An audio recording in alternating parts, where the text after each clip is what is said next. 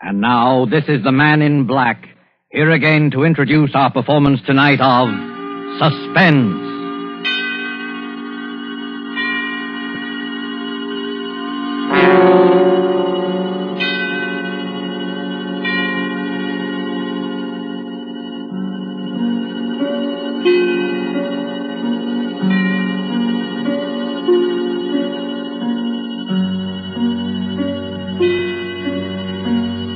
Our stars this evening are two distinguished gentlemen from the Hollywood sound stages, Mr. Donald Crisp and Mr. John Loder.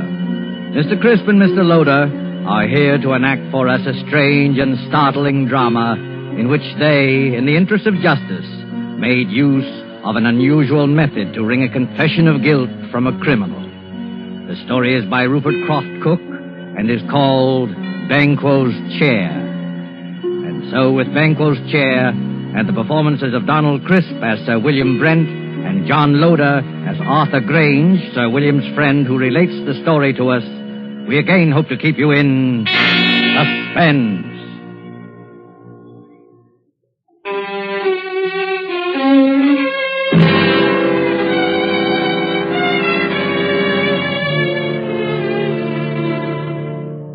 I would like you to look at this photograph. It's the picture of Sir William Brent, ex-head of the English criminal investigation. I knew Sir William well, and he always terrified me. Not in the sense that he was brutal or evil, he was none of that. But look at that cold face, particularly his eyes. When he looked at you, you flushed with guilt. Every misdeed you ever committed in your life floated over your face. A glance from him made you feel as if you were stark naked. He saw you with all your defenses down. Sir William was the scourge of criminals, coldly unemotional, utterly without fear or passion. He tracked them down mercilessly and never lost a case. There was no feeling in him, no pity, no hate, nothing but terrifying, cold intelligence. And he was deadly to everyone he went after. I'm going to tell you about his last case. A case that, well, even recalling it sends real shudders through me. I swear it's true. I saw it with my own eyes. I wish I never had. I witnessed it in all its dreadful details. One night at the club, about 11 o'clock, a boy came up to me. Telegram for you, sir. I ripped open the envelope and read the telegram. Dear Arthur, will you come and dine with me at Turret House, Sydenham on Thursday? There will be several guests, and I think I can promise you an unforgettable evening. It was signed by Sir William Brent. I was annoyed. I don't like to receive telegrams so late in the evening, and Sir William could easily have phoned, unless he didn't want to go into details with me. I decided to phone him.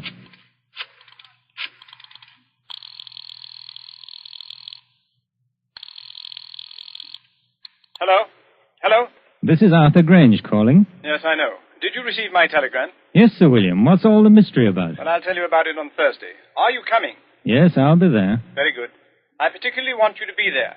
You sound so mysterious, I'm thinking of coming armed or bringing several bodyguards. No, it won't be necessary to bring any bodyguards. But you'd better come armed. Well armed. Yes, bring a revolver. Good night.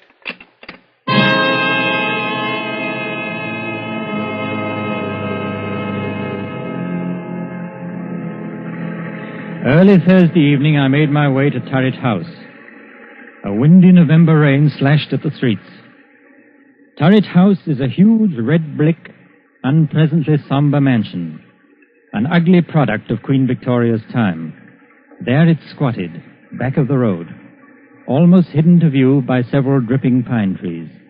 The neighborhood had known better days. I walked up along the unkept path until I reached the great oaken door. I let the knocker fall once or twice, and the door opened. Good evening, Mr. Grange. I was waiting for you. Hello, Lane. Nasty night, sir, isn't it? It's not much warmer in here. There's a fire in the dining room, sir. Whatever made Sir William move into this drafty dungeon? Oh, we haven't moved in, sir. It's only temporary. Sir William just rented. We still live in the West End. Oh, I see. Have any of the other guests arrived? Yes, Mr. Grange. Miss Stone is here. Miss Stone? Yes, the mystery writer. This way, Mr. Grange. I'll show you to the dining room. Sir William will be down shortly. Oh, hello. I'm Roberta Stone. How'd you do? I'm Arthur Grange, an old friend of Sir William. Yes, I know. I've read some of your mystery stories and enjoyed them very much. Thank you, Mr. Grange. Just what is going on here tonight? I don't know. Sir William sounded awfully mysterious. But then, I've known Sir William for a long time. He never lets anyone down. If anything, he understates. I know. He told me to come armed. He told me the same thing. Here's my gun. I must admit, I've never fired it in my life. Well, this house is certainly a proper background for anything unpleasant. It's already been the scene of a crime. Oh? What crime? Murder. A particularly unpleasant one. Really? I must say the murderer couldn't have picked a more ideal spot. Isn't it a fact? You know, I once wrote a story of... Good evening, Roberta. Yes. Arthur, I'm glad you're both on time. Hello, Sir William. Hello. A nice apartment you have here. A sort of mausoleum and dining room combined. You're a bit afraid, aren't you? Of course not. Why should I be? Your eyes give you away. What's all this about? You invite us to this godforsaken dungeon and tell us to come armed? Don't be upset, Arthur. I'm sure you'll come out of this all right. You mean we may be in some danger? Naturally, I wouldn't tell you to come armed otherwise. Who is this other guest, Sir William? There are 2 more guests. But first we'll have a drink, and then I'll tell you both all about it. Lane, Yes, Sir William? will you serve the drinks? Yes, sir.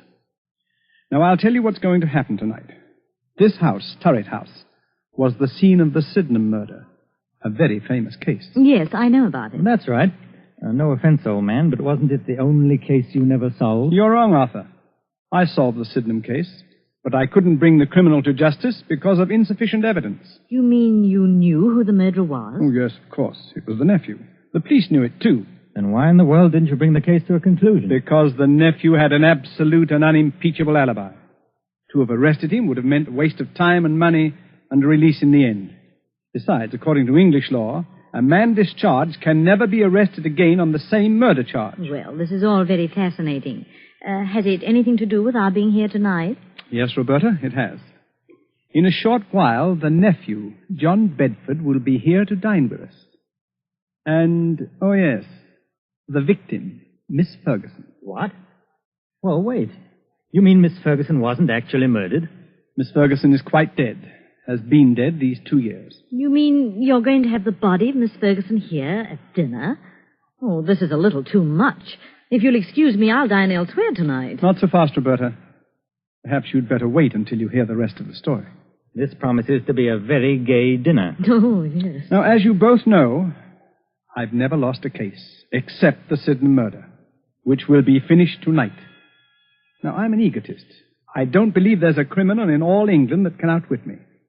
As a matter of fact, I've resigned from the criminal investigation for the sole reason of trapping Mr. John Bedford. It's hard to believe. Well, I told you I was an egotist. No criminal has beaten me yet, and no one ever will. You have an awful lot of patience. Infinite patience. I devoted 2 years to this case, and now that my moment of triumph has arrived, I wanted to have some witnesses.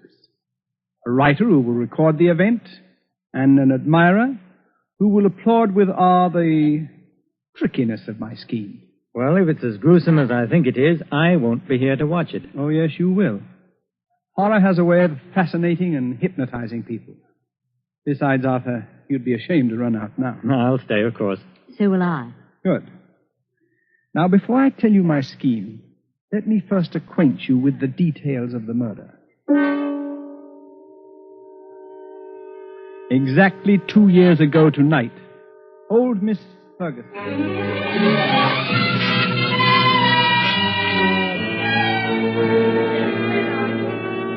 Where is that foolish maid? Yes, Miss Ferguson. Why don't you answer when I call? I was in the kitchen, ma'am. It's after 10 o'clock. You should be on your way home. I was just about to leave. Has my nephew called? No, ma'am. Mr. Bedford hasn't called since yesterday. I told him he couldn't come in, just like you said. I don't ever want to see him again. He's no good. He's an evil man who will come to an evil end. You're never to let him in here, Hilda. He won't ever come in this house if I can help it. No, ma'am. Now you'd better run along and make sure all the doors are bolted. Yes, ma'am. Good night, Miss Ferguson. Good night, Hilda. A pity about that nephew of mine. I'll change my will. Won't leave him a penny, I won't. In the morning, I'll change the will. That's... Who's there? Who is it? It's I, Aunt Martha, your own affectionate nephew. What are you doing in my house? Oh, you're not at all pleased to see me. Your only living relative, too. I'd like you to leave at once or call the police, I'll call. I'd rather not, Auntie. I want to have a talk with you. You don't want to talk to me. All you want is money. Yes, Auntie, I do want money. And lots of it.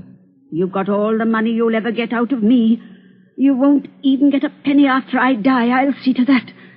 Perhaps you'll appreciate the value of money after you've worked for it. You know, Auntie... You're wearing gloves. What are you up to? I've made up my mind. What are you doing? Keep away. You're an old woman. All that money's no good for you. You can never use it. I'm young, and money means life to me. A rich and gay life. You're old, and you're going to die soon anyway. No, it can't be. You're not going to do that. Yes, Auntie, I am. You don't want to live anywhere. You're lonely, you're sick, and you're old. I'm going to do you a favor. Nobody can hear you now. I'm your heir. Your only heir, Auntie. Your next of kin. The estate is going to be mine. All of it.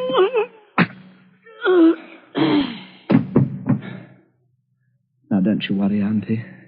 We'll have a fine funeral for you.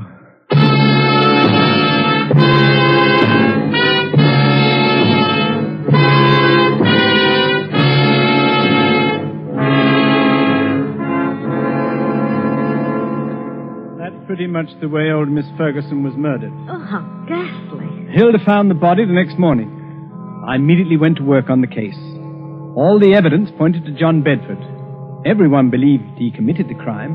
He almost admitted it himself. I had him brought to my office for questioning. Oh, hello, Bedford. Come in. Thank you, Tom. How'd you do, Sir William? Cigarette? Oh, thank you. Well, how does it feel to kill your own aunt? May I have a light, please? Yes, of course. Thank you. I wouldn't know, Sir William. You see, I never killed anyone. Have you? I have, Mr. Bedford. And I've sent quite a few to the gallows. Yes, so I understand. What was your relationship to Miss Ferguson? She was my aunt. Don't be flippant. Flippancy only proves your guilt. Well, to tell you the truth, sir, my aunt didn't like me. She thought I was a spendthrift and a useless parasite, and she was quite right. Would you mind telling me where you were the night your aunt was murdered? Oh, not at all. In jail. I had drunk a little too much and gotten into a bit of a tiff with someone, that's all.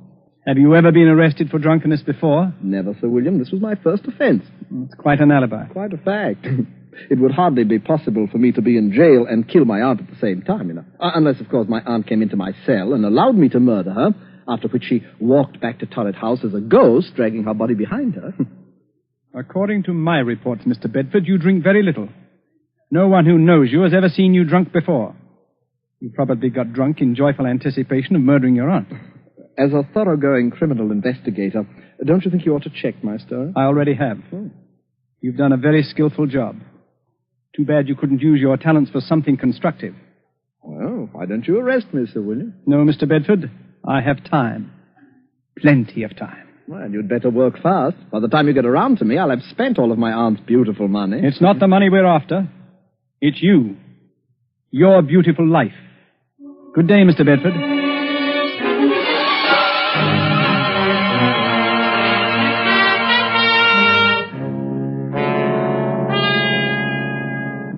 That's how matters stood. I refuse to let any of my men arrest him. But how in the world could he have murdered his aunt while he was in jail? Perhaps he bribed the prison guard to let him out for an hour. Yes, Roberto, I believe he did. Unfortunately, the guard died of pneumonia soon afterwards, which left us no further source of evidence. As far as I can see at the moment, Sir William, you haven't a leg to stand on. You're quite right, Arthur, I haven't. Except that every man, particularly a criminal, has an Achilles heel. I discovered John Bedford's weakness. What is it? He's superstitious. And it annoyed me tremendously that John Bedford was my first failure. Here was a clever, calloused criminal who laughed at me. No one had ever done that before. Bedford knew I could do him no harm, and he made the most of it. Carefully and patiently, I thought it over. I looked upon Bedford as you would look on a Chinese puzzle. There is no such thing as an impregnable defense. A few months later, I went to visit Bedford.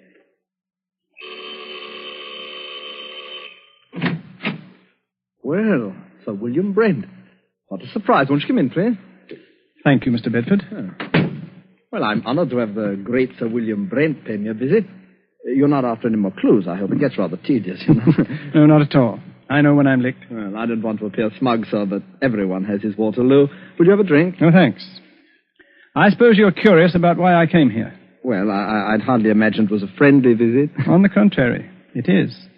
You see, I admire brilliant people, no matter what they're calling. Oh, you're very flattering, Sir William. I've resigned from the criminal investigation. I'm a private citizen now. Yes, I've heard about that. Most people misunderstand me. It wasn't my love for justice that made me pursue my profession with such tenacity and... Success? With the sole exception of your case, of course. It was a game of skill to me. My wits against all comers. I lost in your case. But then we've all got to lose sometime, haven't we? I don't believe you, Sir William. You're still out to get me. Well, there isn't much of a chance, is there? I'm afraid not, Sir William. I've kept out of trouble so far. Knock wood. That's an odd habit for a man like you, knocking on wood.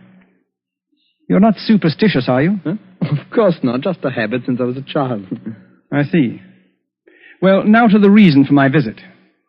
I noticed in the papers that you're looking for a tenant for Turret House. Oh, yes, I am. I'd like to rent it. Well, the scene of the crime, huh?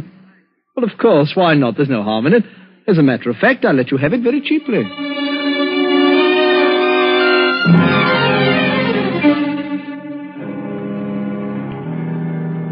And that's how I rented this house. The house where the murder was committed. Well, what's your plan? It had better be a good one. Mr. Bedford sounds like a hard customer. Yes, it's a strange plan, but an effective one. I saw Bedford frequently. Our acquaintance blossomed into a kind of friendship, an armed friendship, of course. He knew I was out to get him, and I wanted him to know that. He's vain, very vain. And this game intrigued him. I also learned that he was very superstitious, although he denied it vigorously. Tonight is the anniversary of the murder, and tonight Mr. Bedford dines with us at 8 o'clock. It's nearly 8 now. Now, this is the plan. You know May Wakefield. Of course. She's the famous Shakespearean actress. That's right. During dinner, she will enter the room in the precise likeness of Miss Ferguson, the murdered woman.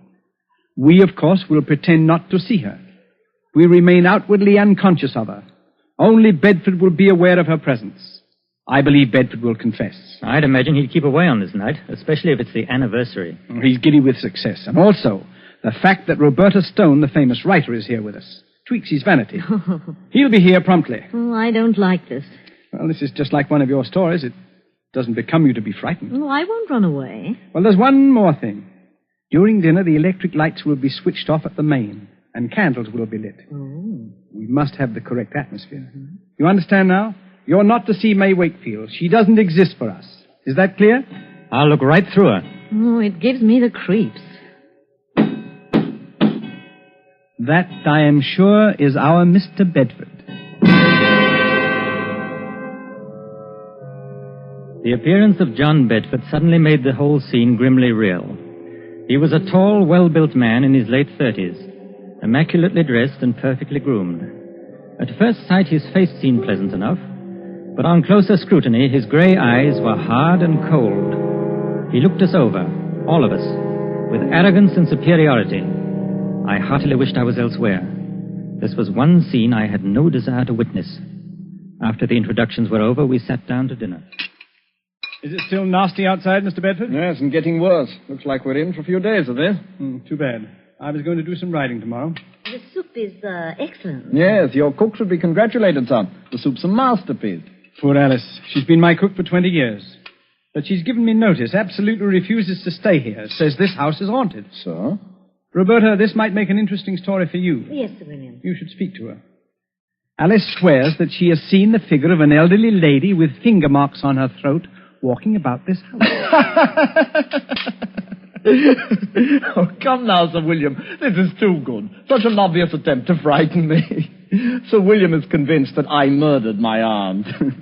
Please, Sir William, a little more subtlety. Surely I deserve it. Perhaps the cook did see the figure. As you very well know, Mr. Bedford, I don't believe in ghosts, and I'm sure my cook never saw this elderly figure. It's all in her mind. Well, I'm afraid your little attempt didn't work, sir, but I must admire your graceful admittance of its failure. Yes, I suppose I'd better give up, shouldn't I? Oh, no, never give up. If at first you don't succeed, you know. Do you live very far from here, Mr. Bedford? Thank you, Miss Stone, but there's no need to change the topic. I hope you find this game as amusing as I do. I'm sorry, Mr. Bedford, but this isn't my idea of pleasant dinner conversation. Oh, we'll talk of pleasant things then. I saw a very exciting play last night. Excuse me a moment. It's really fearfully hot in here. Do you mind if we get a little air, please? Oh, I'm sorry. It is rather warm. Lane, open one of the windows, please. Yes, sir. Awful weather, isn't it? Yes. I don't know how we're going to get home, really. It's a bad month of the year. I'd intended to go to the Riviera for... What's the matter? Honest. Lane, what on earth is wrong with the lights? I don't know, sir. Well, don't stand there. Light the candles. We can't sit here in the darkness. And get the chauffeur. He knows something about electric lights. I'll call the chauffeur right away, sir. I'm terribly sorry about this. We've had trouble with the wiring before. The chauffeur will have it fixed in a few moments. Now, let's get on with our dinner. If this is one of your tricks, Sir William, Oh, have some more wine, Mr. Bedford. It was a tense and terrible moment. I looked at Roberta. She was pale and frightened. Bedford, for all his poise, was uneasy. He didn't know whether Sir William was planning anything or whether this was really an accident. My heart was pounding away, and my palms were moist with perspiration. Only Sir William appeared cool. There was not a trace of emotion in his face. Oh, Mr. Bedford, you were saying about visiting the Riviera. Yes? It's quite a change from England at this time of year. Well, I suppose I'll make the trip next month when I... What's the matter, Mr. Bedford? Nothing at all. I wish we could have some light. Rather difficult to see. Yes, I'm terribly sorry this had to happen just at dinner. Have a little more wine, Mr. Bedford. Yes, thank you. The figure of a woman had entered the room. She had come in silently, like a ghost. We all saw her, but not one of us moved or made a sign of recognition. In the dim candlelight, she looked ghostly and unreal. Bedford looked at all of us to see if we also had seen the figure. But we ate our dinner grimly. He looked again, then shook his head and gulped more wine. Don't let you see anything. See what, Mr. Bedford? This is another one of your tricks. Can't any of you see her? What's got into you, Bedford? It's my aunt. My aunt. Perhaps you've had too much to drink. Huh? Your aunt's dead, Mr. Bedford. You're not seeing ghosts, I hope.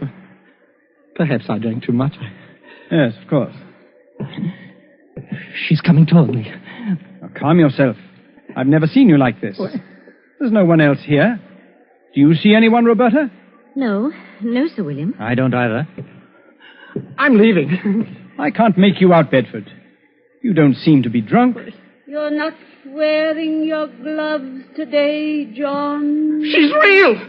Can't any of you see her? Can't you hear her? What's come over you, Bedford? I'm leaving here. She's at the door. She won't let me out now. I'm an old woman. Money is no good for me. I'm lonely, John. I'm lonely. Let me fly on mouth out of my way. There's no one in your way, Bedford. Come, sit down. Get away from my door. I'll murder you again. Hear me on mother. I'll murder you again. You old witch. I'll murder you again. All right, switch on the lights. Now, Officer Graham. Come along. What? Arrest him. You've heard the confession. Put the handcuffs on him. I've got him, sir. Heavens. Oh, I have never seen anything so horrible. Well, Bedford, it seems that I've finally caught up with you. I'll kill her again. I'll kill her again. That wasn't your aunt. It was May Wakefield, the actress. I'll kill her again. I'll kill her again. Take him away, Graham. He's in a state of shock. Well, shall we continue with our dinner? I hope you're fully satisfied, Sir William. Quite. It's been a long job, but it has ended as I knew it would. I'm most grateful to you both for your help. I thought it was a pretty grim affair. Oh, your methods repel me. But I suppose you know your job. May Wakefield certainly knew hers. That was the finest piece of acting I've ever seen. Her makeup was incredibly good. We must congratulate her. She's probably gone to her room. Lane. Yes, sir. Please call Miss Wakefield. Miss Wakefield, sir? Yes, the lady who's been assisting us this evening. Well, I'll look for her, sir. Yes, tell her to come down and join us. We have a fine dinner waiting for her. Excuse me, sir. This telegram came a little while ago. I didn't want to disturb you during dinner. Oh, yes, let me have it.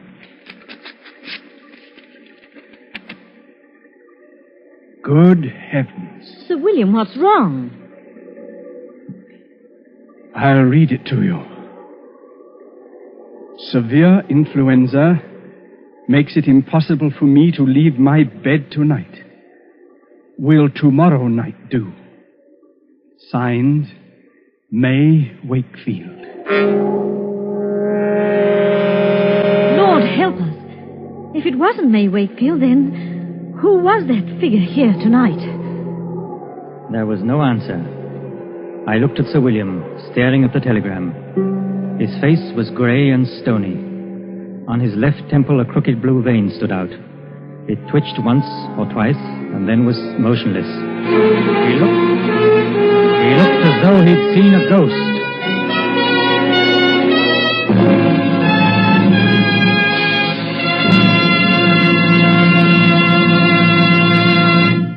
And so closes Banquo's Chair, starring Donald Crisp and John Loder. Tonight's tale of Suspense. Now you may want to make a note of a change of time in these programs. Beginning next Tuesday, Suspense will be heard a half hour later, or 10 to 10:30 Eastern War Time.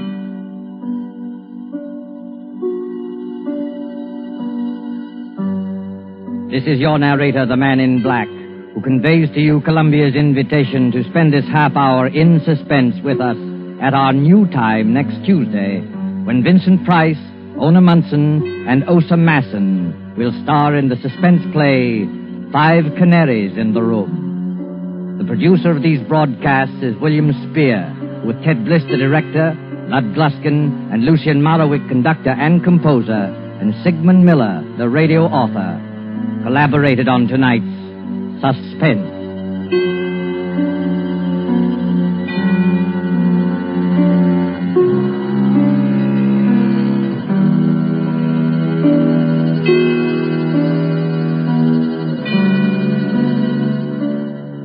This is CBS, the Columbia Broadcasting System.